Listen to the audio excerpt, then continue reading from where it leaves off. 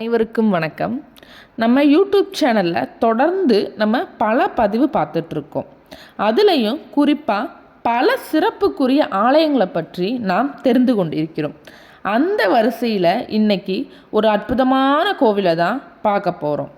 அந்த வகையில் நமக்கு வாழ்க்கையில் ஏற்படுற சிக்கல்களை எல்லாம் தீர்த்து வைக்கக்கூடிய சிக்கல் சிங்காரவேலன் ஆலயத்தை பற்றி பார்க்கலாம் வாங்க.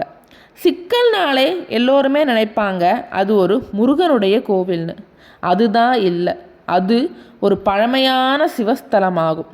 சிவபெருமான் தான் அங்கே மூலஸ்தன மூர்த்தியாக எழுந்தருளி அருள் புரிகிறார். சிவபெருமான் தாயாரோடு இணைந்து முருகப்பெருமானும் இங்கு சன்னதி கொண்டிருக்கிறார். இங்கே இருக்க மூர்த்திக்கு நவநிதேஸ்வரர் அப்படின்னு பேர். அதன் அர்த்தம் வெண்ணெய் பிரான் என்றாகும். இங்குள்ள தாயாருக்கு வேல் நெடுங்கண்ணி அப்படின்னு பேர். முருகப்பெருமானுக்கு வேல் கொடுத்ததால் வேல் நெடுங்கண்ணி அப்படின்னு பேர். முருகப்பெருமானுக்கு எல்லோருக்குமே தெரிஞ்சது தான் சிங்காரவேலன்னு பேர். மூவரும் இங்கிருந்து அருள் புரிகின்றனர். முசுகுந்த சக்கரவர்த்திக்கு அருள் கொடுத்த அற்புதமான திருத்தலம் இந்த திருத்தலம். அது மட்டுமின்றி விஸ்வாமித்திரர், நாரதர் போன்றவர்கள் வழிபட்ட ஸ்தலம் என்ற பெருமையும் இத்திருத்தலத்திற்கு உண்டு. அது மட்டுமின்றி சைவ வைணவத்திற்கு எடுத்துக்காட்டு இந்த திருத்தலம்.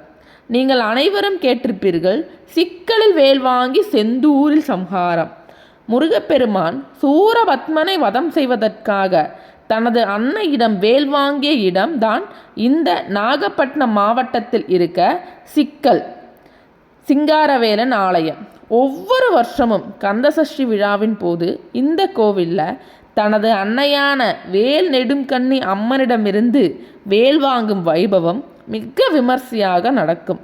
தனது தாயிடம் வேல் வாங்க வர்றப்ப முருகப்பெருமான் சாதாரணமாக வருவார். வேல் வாங்கிய பிறகு முருகப்பெருமானுடைய செப்பு திருமேனி எங்கும் முத்து முத்தா வேர்க்கும். சிக்கல் சிங்காரவேலனை தரிசித்தா நமக்குள்ள சிக்கல்கள்லாம் நீங்கிவிடும் என்பது ஐதீகம்.